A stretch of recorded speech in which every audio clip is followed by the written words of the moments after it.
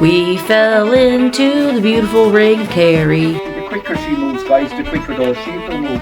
Hey, baby.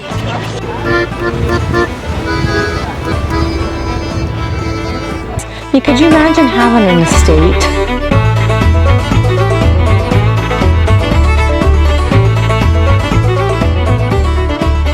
Good morning, everybody. We are so tired, but we are so excited for the day to begin because, we are going on a drive around the entire Ring of Kerry. So that is going to be amazing today. So we're getting ready to go down for breakfast. We're both very tired, but we're energized because we know we're getting ready to go do something incredibly fun today and relaxing. I'm eating my groons. We're gonna go have breakfast. Say hi, Mark. Hi. Where are we going? We fell into the beautiful Ring of Kerry. We're going round, round, round. We're gonna learn history. Good job. You're welcome. You're welcome. All right, so let's go down and let's have breakfast and then meet up with the rest of the gang, get on the bus, and go tour the Ring of Kerry. So Mark got the full Irish breakfast with a wiener and, okay, that is bacon here. That's in not quotes. In quotes. Egg, fruit. I got the vegetarian bake and it came with a hash brown, and I got fruit as well. So we're gonna eat our breakfast, then we're gonna board our bus, and then if there's not a lot to see for a little while, we'll probably all take a little nap before we get to see things that we can see, because I think we're all tired, but we're all gonna have a good time, aren't we, guys? Yes. We are heading our way to get on our coach, go around the Ring of Kerry.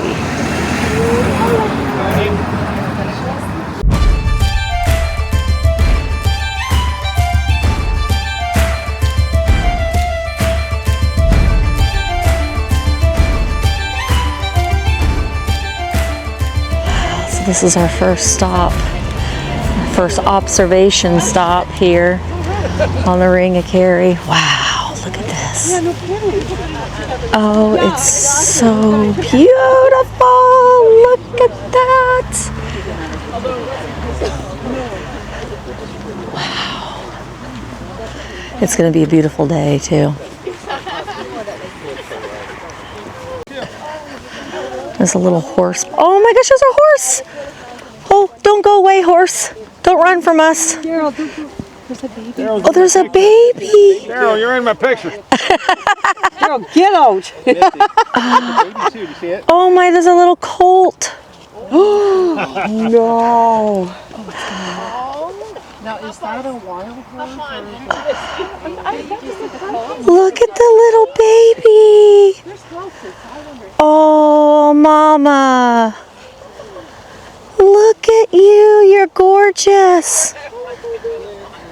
Hi.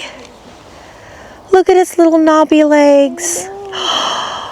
Oh, look at the little baby. You did good, Mama. You did good.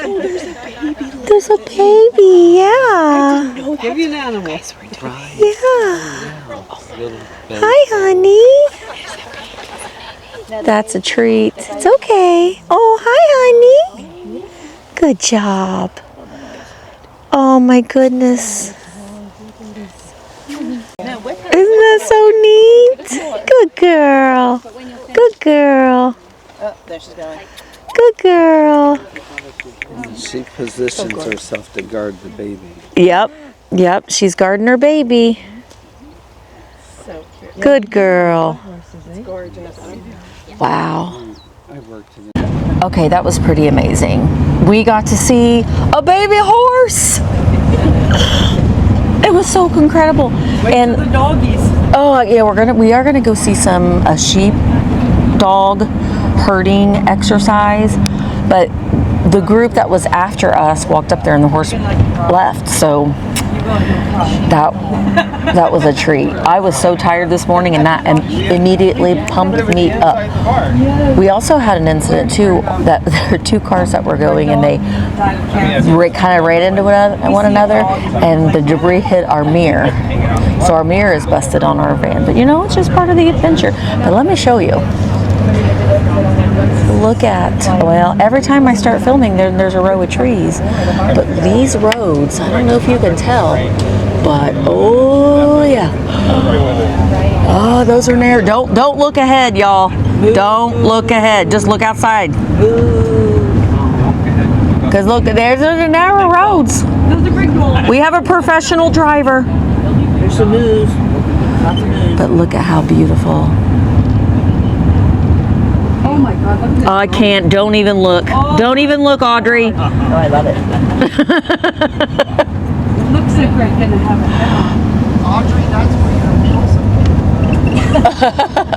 According to legend, apparently, so you'll remember from our walking tour on the first day and various other topics we've discussed, the British were trying to Protestantize Ireland, so they did this by force.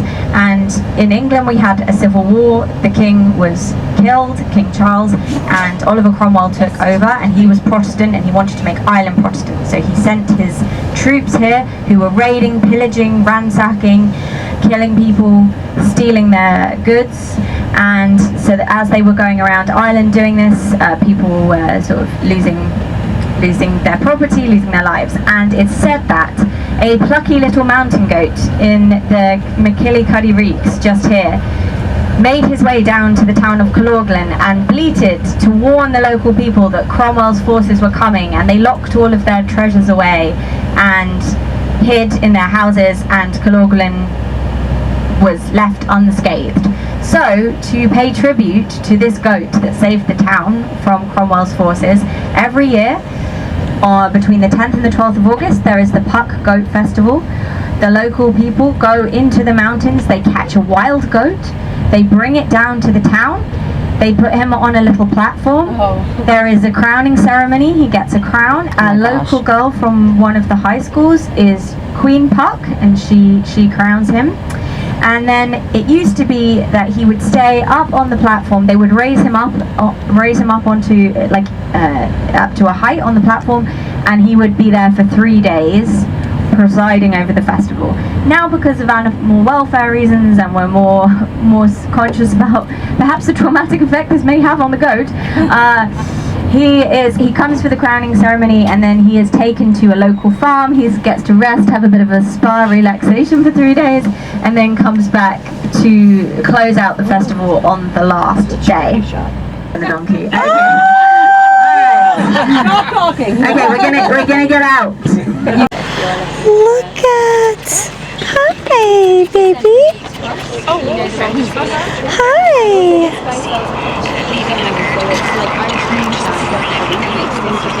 Hi. Can we pet? Yeah, Pet. her name is Betsy. Hi, Betsy. And the dog is Daisy. Betsy and Daisy. Hi, Betsy. Hi, it's Betsy. Sorry. But here's Daisy. Like a little Hi, Daisy. Hi, girl. What a good girl. What a good girl. What a good girl. Look at this view. I am gonna get one of your crosses before I get back on the van. Look at this. And look, we got a little vendor. Oh, we're gonna have to take a look. This is like the view and vintage all in one spot. And Daisy. Look at this. Incredible. Now, they say the Ring of Kerry was formed by basically a group of giants that wanted to preserve the landscape. So they created, that's the myth at least, the Ring of Kerry. Wow. Wild rhododendron. Isn't this incredible?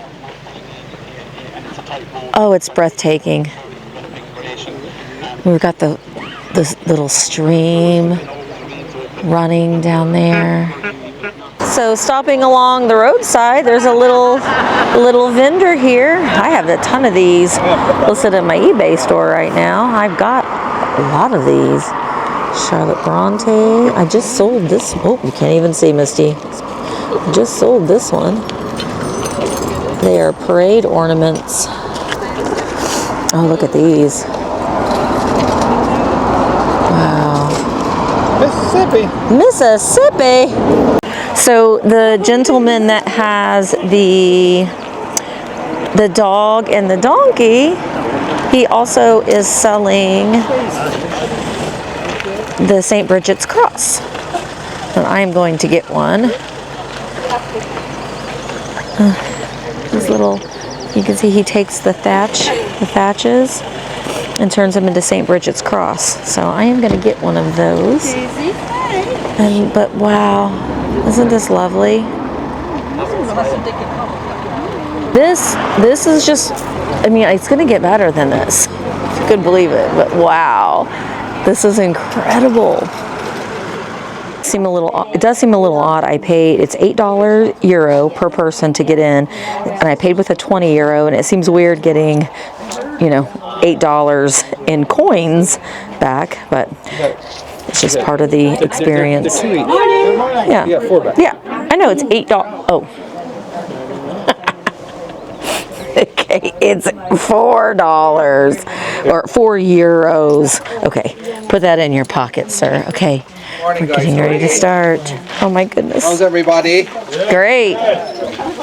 First time for everything, as we say. My name is Tom O'Sullivan, and here, I suppose, at Kill Sheepdogs, we try and promote the skill of the working border collie and trying to explain to people during the demonstration why they're so important to us. So hopefully by the end of the experience, we leave here with a greater appreciation of why these dogs are so helpful. They're world renowned for their herding ability, and here on the Ring of Kerry, it's no different. If you look up at the mountains behind us, sheep are usually up in our hills. Probably not as many at the moment, to be honest, because where are they? They're all down around by our farmyard giving birth to baby lambs in the fields around the farm. We have to gather them at various times during the year for important occasions like that, and the dogs make it so easy. Okay, so this is Peg. Peg. All right, Peg. Peg is 3, so she's just out of sheepdog training school. Over there we have Tess and Claire. Claire is the whiter dog. She's 6. Tess is the blacker dog. Tess is 9. So Tess is the oldest dog in the farm. The more control I have over a dog, guys, the more control I have over my flock of sheep. So we have a set of commands. Okay. So I have 4 commands to move the dog. If I want the dog to move to its left, and it's always the dog's left, I'll say come by. If I want to move it to the right, I'll say away. If I want it to stop, I'd say lie down or stand. Most of the time I say lie down with Peg, and lie down only lasts about 2 or 3 seconds. They're fast animals, they want to work quickly, but we want to move them slowly, because if they move slowly, our sheep will move slowly. Does that all make sense? Yeah. Now, have you packed the rain jackets for Ireland? Yep. You're not using them too much, I'd say. Wind and rain. Very popular on the mountains of Ireland during the winter time, and a lot of other times of the year as well. Wind affects my communication with the dog if I'm trying to communicate verbally with it, so that's why we use the whistle. And with the whistle on a calm day like today, the dog, some of the more advanced dogs, I'd be expecting them to hear the whistle up to about a mile away. So it's very useful. So left command, right command, stop command, and get closer to sheep. Okay, so that's our little bit of an explanation about what you're going to see happening. This lady's getting sick of me talking. There's 5 Scottish blackface sheep up at the top of the field here for the demonstration, guys. When we're back in our farm, we could be working anything up to 200-300 sheep at a time, and the dog is able to control a large flock as effectively as a small flock. So we're going to send her out and bring them down the field, down the centre if we can at all possible. They'll be right here by the fence. We'll talk a bit about the breed we have. We'll move the dog and the sheep around the field a bit more. We'll separate the sheep later. We'll show you how we separate them, and we'll also try and explain why we love painting sheep in Ireland. Okay? So lots coming up, and if you have any questions, we'll try answer them the best we can. Is that okay? Yeah. Very good. I hope you enjoyed. And take photos and record. You're more than welcome. She's ready. She's always ready. Look at her. We're going to send her to the right. Look at her. Just getting ready. Look at her go. Look at her. The sheep are like, oh boy. Get ready, guys. She's like, yeah, she's getting behind them. Up, they're up. Light down! Light!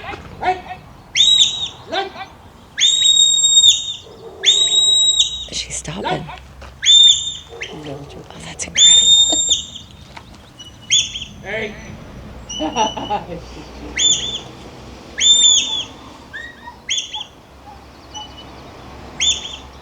Lie down! Light! You can see her partners are watching too. Yeah. Lie down! Look how he's doing. Isn't that crazy? Lie down! They're so smart. Lie down! Good job, Peg. Oh, she's gonna go back over here. Look at her. Like flamingos. Lie down! Lie down! Lie! Lie! Lie! Lie! Oh, wow. Ready now. You see, the quicker she moves, guys, the quicker those sheep will move. So we're trying to work her as calmly as possible. Lie down. Lie down. Ready. Lie. Naked. Lie. Lie. How many times am I going to say lie down today, do you think? 100. Look at her. She's always focused on the sheep. She's trying to be one step ahead of them. They're very apprehensive animals, these sheep we have on our hills in Ireland. They're Scottish blackface. They came to Ireland about the 1700s, and I suppose they're one of the most popular breeds we have on the hills right throughout the country. Look at her. They'll forage on all the different plants up in the mountains. If grass isn't growing, they'll supplement their nutrition on the heathers and the coarse plants growing in the hills and digest them, when other sheep breeds would just simply just say, I'm going to starve if I'm going to starve if there's no grass growing. So that's why these guys are so popular on our hills. These are all females. So male and females have the horns in their heads. They're just about 1 year old. So they were the size of baby lambs this time last year. Okay, and we are keeping them for breeding purposes. We hope they'll meet a male next November. We'll bring them all down off the hill, so our male meets our females only, and we'll have baby lambs next March or April, hopefully, with them. Okay. Now, notice any sudden movements whatsoever. Look at her. They're trying to get away from me as much as they try and move away from the dog. Come by. Now, sometimes, guys, we have to herd sheep towards us, like you just saw. Other times we have to move sheep away from us. So with the left and rights and stops and walk-ons, if I position the dog in a different way, we can move the sheep away from us. So we're going to move sheep left and right around the field now, just to show you how each move the dog makes has the opposite effect in that flock. Is that okay? Yeah. I'll be back down in a few minutes. Wait. Lie down. Wait. Lie down. Wait. Lie down. Steady now. Steady. Lie down. Steady. Peg. Walk on. Walk on. Wait. Steady. Walk on. Wait. Steady. Wait. Lie down. Steady. Lie down. Walk. Lie down. Walk. Come. Lie. Lie. Steady. This is just incredible. Lie down. Any idea, guys, why we love painting those sheep? Lie down. Do you have any ideas why we put all these colours on the sheep? We do. We were told earlier. Nothing to do. What were you told? To separate them? Ownership, yeah. Nothing to do with pink sweaters or blue sweaters. They're joining the Pink Pony Club. The pink pony club. Yeah. Wait, Lie down. Come. That'll do. And that whistle and that command, that'll do. Here she comes. She's gone. Back she comes down. That's the hardest one to train them because, like I said, when they show interest at a young age, all they want to do is work, work, work. Look at her, good girl. So happy. Good girl. They're very, very loyal dogs. They have a huge willingness to please their owners. After all, we're the guys giving them the thing that they love doing. Good They love girl. working. She's gonna get a drink. No treats, believe it or not. So why don't I give her a treat? Because if I gave her treats for every good deed she did today, and people often wonder, why don't you give them treats? They'll have a full belly of food. Look at her. And they'll have digestive issues by the end of the day or the end of the week, and it could be fatal to the border collie. They're so active. So we give them one good high protein food, energy food. When they're finished work, it's a dry kibble in the evening, so they have time to digest it during the night. Does that make sense? Yeah. Come on, You let's feed them once a day? over here. Good girl. Get some water. At least said once a day. That's, you know. yeah. Just make sure she rehydrate herself after that. Come on. Up, up. Here, Peggy. Come on. Oh, wow. So you feed them once a day? Feed them once a day in Okay. the evening, yeah. Yeah. Or else if you feed them at all, you're giving them 4 or 5 hours rest before they work again. Right. Yeah, that's important. Make sure they're rehydrated quite often. 40-50 minutes is more than enough for a border collie to be working. Anything more than that, they won't stop working. Yeah, their minds. Okay, so I have to stop them with that that'll do command and give them a break for a while. Get her. Otherwise they'll get the heat stroke. So like all dogs, heat affects them, and if they're working intently intensely, they're going to get dehydrated. So you have to be very careful with them on the mouth. That was a treat. That was a treat. That really, really was. So, yay. So if you were, taking a tour of the Ring of Kerry, make sure that you stop in. I'll put the link down in the description so you can check them out. But wow. Now they have a little gift shop and a little coffee shop, and we're gonna check that out as well. But what'd you guys think? Pretty awesome. Wasn't that great? Yeah, I really appreciate it. In my mind, I'm thinking, what would my dog do? Well, my dog would not be doing that. That is for sure. That was incredible. Did you guys like it? Oh Lord, it was so much. It was. Thanks for the suggestion, Carol. That was incredible. You're down in the little. He's got the money. I know. That's what I just said, Mark. You better get in here. Look at the little hats. I love these hats. Oh my gosh. I need to go, but I'll wait. I love these hats. Aren't they incredible? I love them. They're so cute. Let's see, there's these too. Look at they cute. Oh, I want this. Look at this. Someone in our group, I feel bad. Oh no, not good.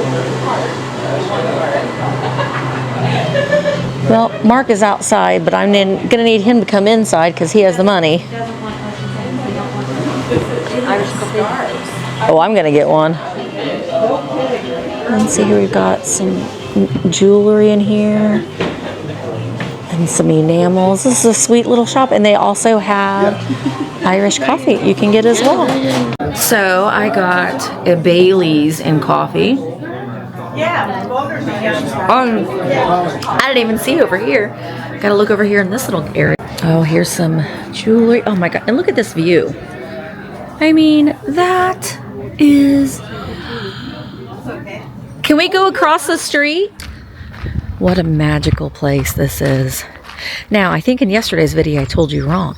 The mythical creature is called Mucky. Oh, there's sheep down here. Oh, you hear... Wait, let's see if we can hear them.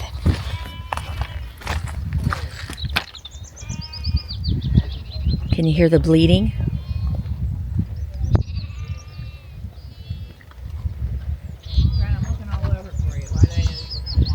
Can you hear the bleeding?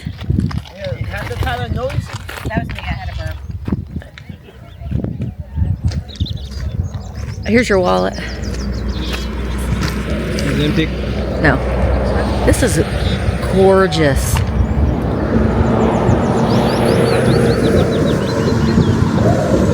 Wow. We've stopped in Waterville, Ireland, right along the coast. Here's the Atlantic Ocean. You can hear the ambiance, and this is amazing.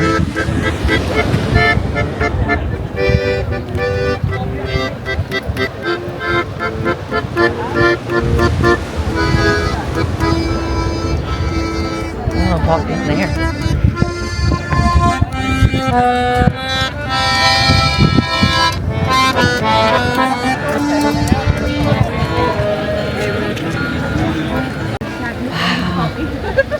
Yeah. Like too urgent. I already had someone take a picture because I was so excited. Let's just walk into the sea, guys. This is my first time seeing the Atlantic Ocean. I know. I've never seen the Atlantic Ocean before. Wow. Oh, we are on the coast of Ireland, down in southern Ireland. Oh. He's taking off the shoes. I'm gonna have to, is it cold? I gotta touch it. I know, I'm trying to be careful, but I feel like I need to, my little feetsies need to touch the water. Okay, let's just go in. We're not gonna go in, it's very cold. Okay, here we go. Woo! Yeah, that's cold. That's cold, but I did it. I touched the ocean. I touched the Atlantic Ocean for the first time. Gotta hold on to our hats, kids. Oh my gosh. This is incredible. So, this is the area back in 1959 where Charlie Chaplin and his family would spend their summers.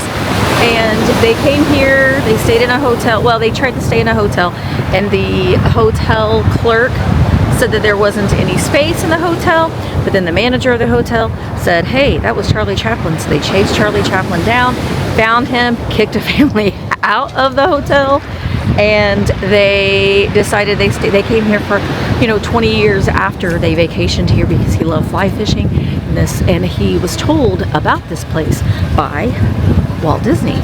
So Walt Disney said, hey, you gotta go here, it's great for fly fishing, and they came here for 20 years. And there's actually a statue, which we're gonna go find now, of Charlie Chaplin, so let's go find that now.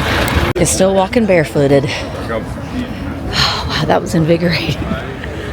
There's a map here. So Waterville, that's where we're at right now. So here is the Ring of Kerry. There's also the Ring of Dingle. Wow.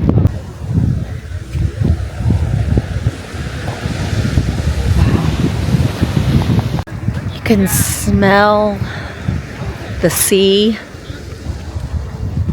There's just something about, I just feel like I feel alive. I feel like reinvigorated and alive. Also, I got this scarf from the last stop, and it's got sheep and little sheepdogs on it. So that was my souvenir from that place. And we got an Irish coffee, which you saw me drink, which was fabulous. Oh, I see. Okay, I see. There's a statue. That's what we're going to find. I think I'm going to go through the grass because it might be quicker. Oh. What'd you think of the sea, Mark? It's nice. I wouldn't want to swim in it. Oh no, it's very cold. But isn't this a quaint? This is when I think of like a little European village. This is what I imagined.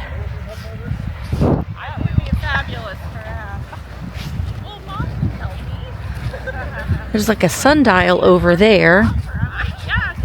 But I wanted to come over here to see. When we were driving in, I did see a mural.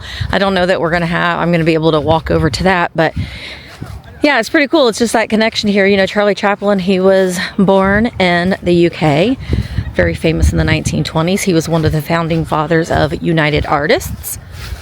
And it's pretty cool to see. So Charlie Chaplin, Mary Pickford, Douglas Fairbanks were the three that started United Artists. So there is a statue dedicated here to him because he, this is lovely. Hi, sir. You're a well-dressed lady. Oh, thank you very much. God bless you. God bless you. Right. Charlie, there he is. I'm from Indiana. Indiana. That's a mile from Texarkana. Yeah, it is. It's really well away. Oh, this is cool.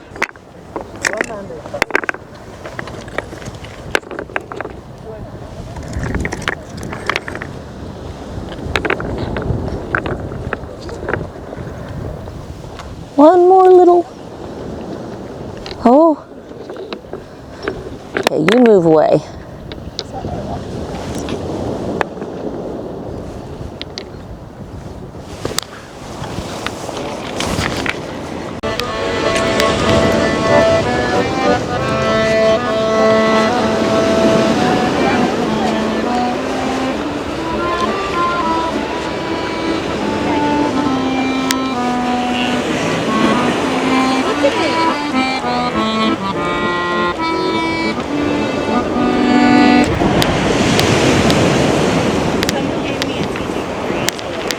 Isn't this great?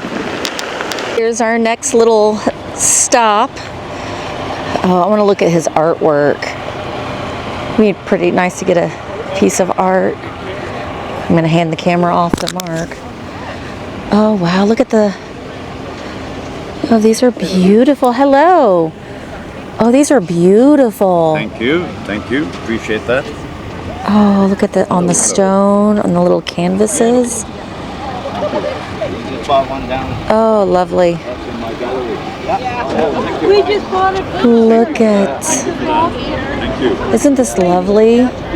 It's very windy up here. I gotta hold on to your hats, kids. Yeah, 80% of it's in there. I do. Okay. Yeah, we bought a big one.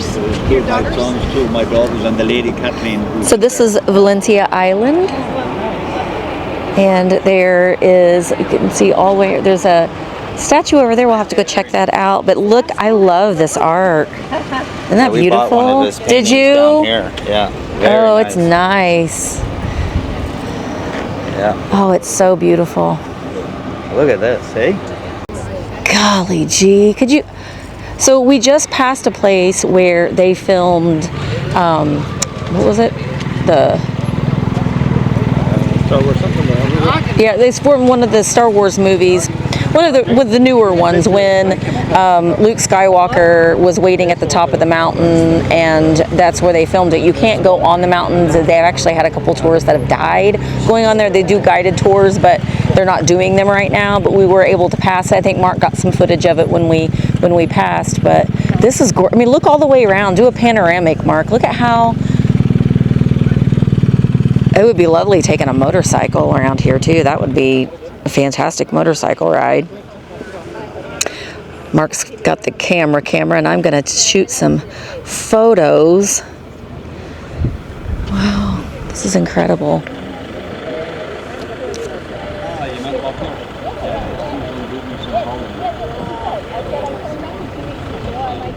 We have stopped in the little village of Sneem, and I really want to find a bakery. Oh, look, kitty. There's a kitty cat. Kitty. Just walking around the, walking around the restaurant. Kitty. But I would like to find a little bakery to get a. Mark can get a meat pie, and I can get a not meat pie. And there's a couple little restaurants and gift stores, and so we're gonna explore for about an hour. And here we've got the Tree of Light, Charles de Gaulle. The way the ferries went. Wow.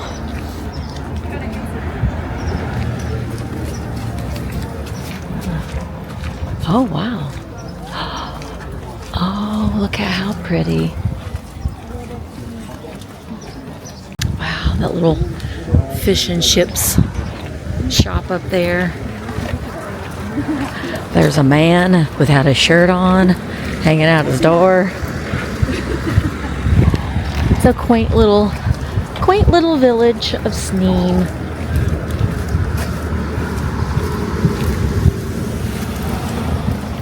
All right, our next stop is called Ladies Point, and this was, the story behind this was that Queen Victoria, her and Albert visited here in either the 1840s or the 1860s, and they came to this area, and her ladies in waiting came and kind of found this view, and they came back to get her, to bring her, to show her this view.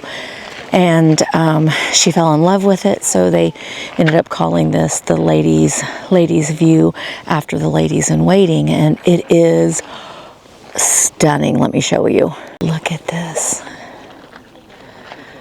We're here in this valley. That's the lower lake down there. Isn't this gorgeous? Oh. We'll go down here a ways. We're going to take a group photo, but it's stunning. Here, there's the gang. Gang's getting all together so we can get a big group photo. Here, before we do the photo, everybody say hi for the vlog. Say hi, everybody. Are you all having a great time? Great time. Yay. Who thinks today's the best day? Happy hour. I love it. All right, let's get a picture. Look at this. It's incredible. Look at this. Wow. Okay, we are now in Killorglin National Park. It's our next stop. And this has another Queen Victoria history point. In 1861, Queen Victoria visited here and she came to which is known as Muckross House. And the Herbert family owned Muckross House, and Queen Victoria was coming, and she was like, well, there needs to be some improvements. So they improved the roads, they improved the house, they changed all things, they did all these renovations to the house and prepared for her to come. She came, she stayed for 2 days. 2 days, and shortly after her stay, she went back to England, and Prince Albert died. So all of the, they were wanting to get all the fanfare and all the, possibly knighthood and all that kind of stuff in the Muckross house, and they spent all this money and all this time in renovations, and she just came for 2 days, and then, she ended up spending all of her time and energy creating monuments for Albert, and this kind of got left to the wayside. And actually, the Herbert family ended up going bankrupt after all of the time, energy, effort, and money that they put into Muckross House. And, that's what happened to that family. And they ended up having to sell it. And, but anyway, it's still here as part of Killorglin National Park. But it is, we're not going to be able to go into it today, but we are going to go down to the lake, Muckross Lake, which is I think it's the upper lake or the middle lake. It's the middle lake. And this is the lake where Mucky lives, so they say. Now, Mucky is a modern day cryptid. Apparently they did some sonar. I think it was in 2003 is what I read. We're getting ready to see Muckross house too, but they did some underwater sonar, and they found all these anomalies that they think is a creature that lives at the bottom of the lake. So, maybe a little competition to Nessie, but she's a modern day cryptid. But this is Muckross house. And apparently, this was not good enough for they did renovations to it, like I said. And it's beautiful, right? I mean, if I were a queen, I would think that would be fine. That'd be good enough for me. But look at how beautiful the grounds are. You can go on a carriage ride. You can do that. We're just kind of walking and seeing Muckross Lake. There's the Muckross house. Look at that. Can you hear you can see the carriage. Now the park itself is free to get into. There is a fee to get into the house. Isn't that grand? I mean, I think that this would be good enough for me. Yes. No. Right? Isn't it gorgeous? I mean, could you imagine having an estate? You know, think about it. It's the 1860s. You know. But maybe we'll get to see Mucky. Mucky is the cryptid, Mark. If I was a cryptid, I'd want to live in this lake. Wow, this is gorgeous.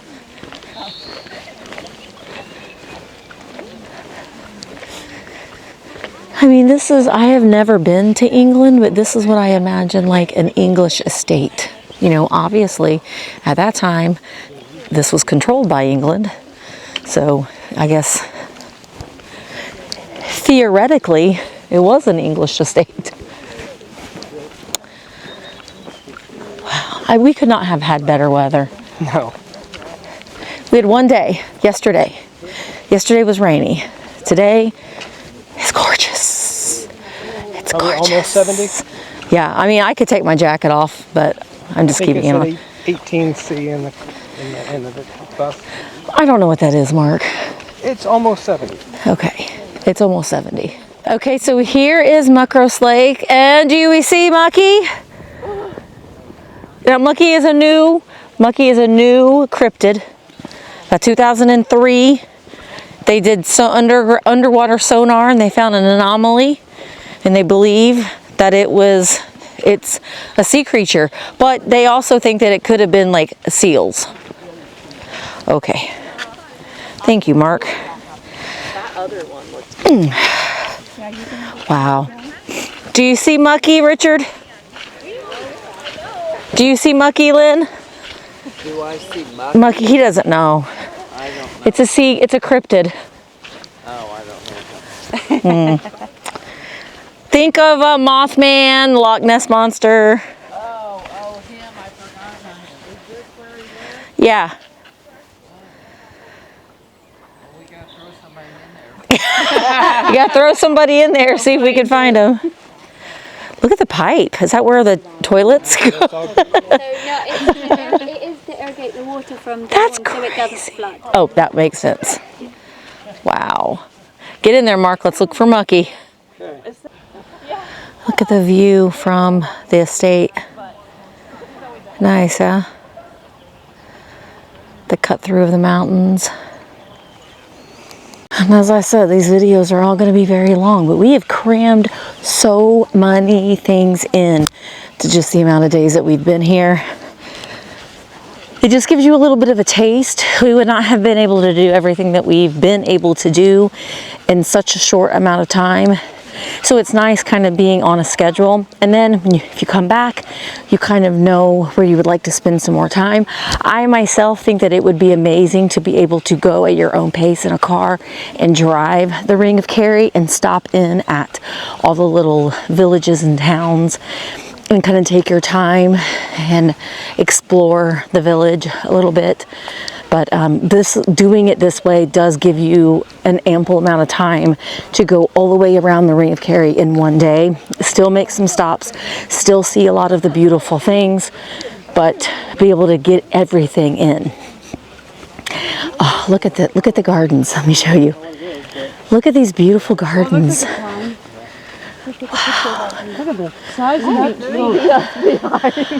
Wow, aren't these beautiful?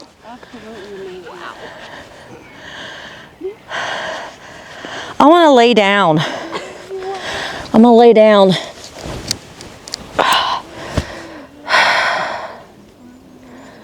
I'm laying down. We're going this way. I'm laying down in Ireland. Okay, Misty's down, but Misty needs help getting back up, Mark. Okay, I'm gonna get up now. Also, look at how big this tree is. See, now, you know, when I close my eyes, you're in Mackinac Island. Now when I close my eyes and I hear horses clopping, I'm going to be back at Muckross' house in Ireland. These trees are amazing. Aren't they? My dad would love this. Can you see Queen Victoria just out here? I mean, she was only here for 2 days, but she was just... This feels like something we should be doing, like I'm in my garden. Yeah. What was the... Croquet? Okay. Okay. Wow. The rhododendrons or the purple flowers, but probably the pink ones too. They're actually not native. They're considered a weed. Oh, that's so weird. Right? I think we pay money for those. Oh yeah. Oh, that would be a great picture. Picture point. Picture point. Look at this. Oh, look at how gorgeous that is. Oh, okay. Wow, look at how purple. That's selfie worthy. Oh, that's selfie worthy. I also wanted to say that I'm pretty sure that I was saying Muckross. I was calling it Muckhouse. It's Muckross. Can't remember if I was saying it the right way or not, but you know me.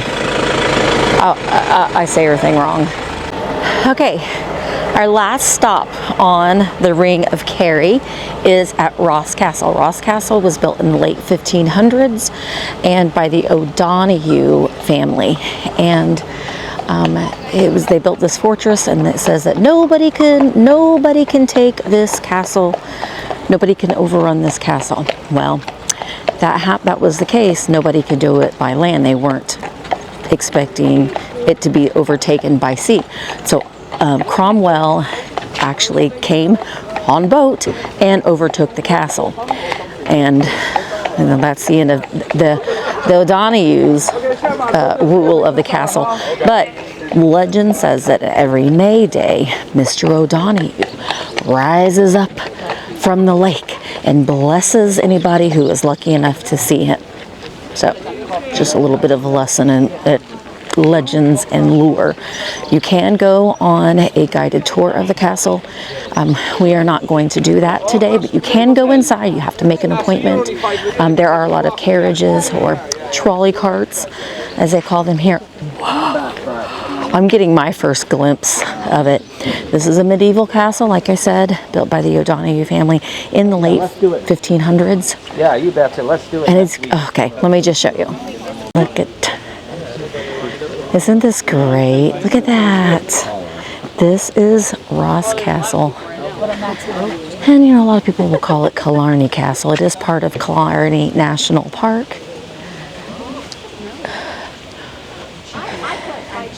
So, you know, May Day, you can see Mr. O'Donoghue coming through the lake. If you're lucky enough to see him, you'll have good luck. We are in May, but we missed May Day. May Day. Look at this. Isn't this great? So Cromwell did take over this castle, like I said, in 1652 was when it was overtaken.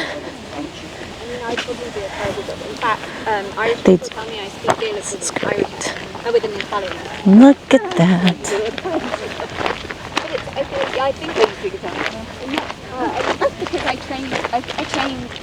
We just walked through the little doorway. You can see the back side of the castle.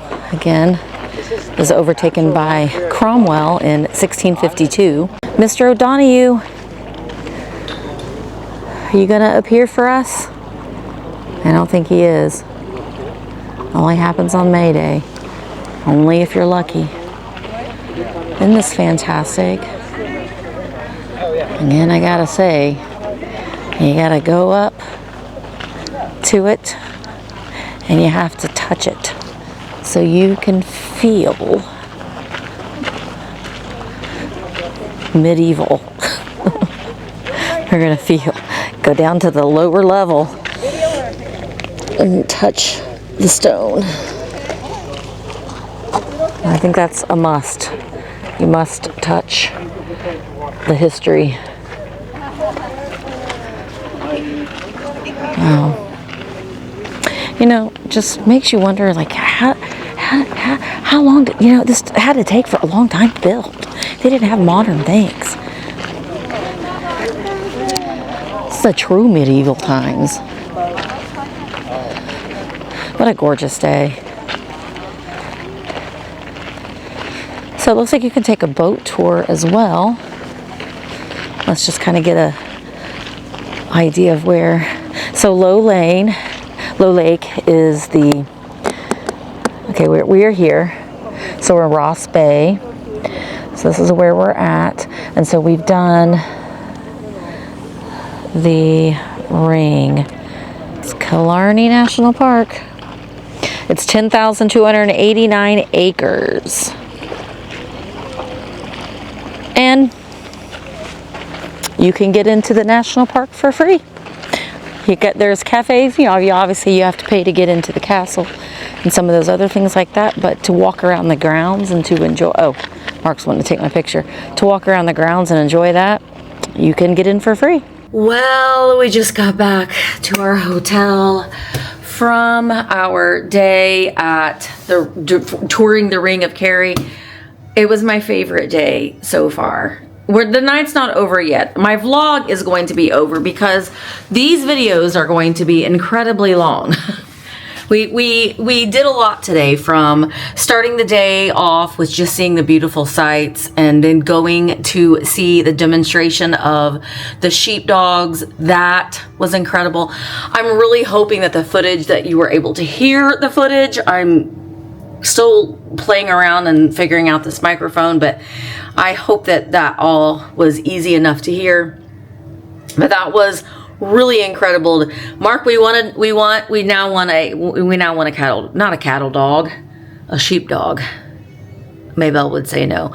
But my gosh, all of the sights and the sounds. And like I said, we did a lot today. We would not have been able to do not even close to the amount of things on our own that we were able to do today. Come on over here, Mark, and help me with explaining how magical this day was.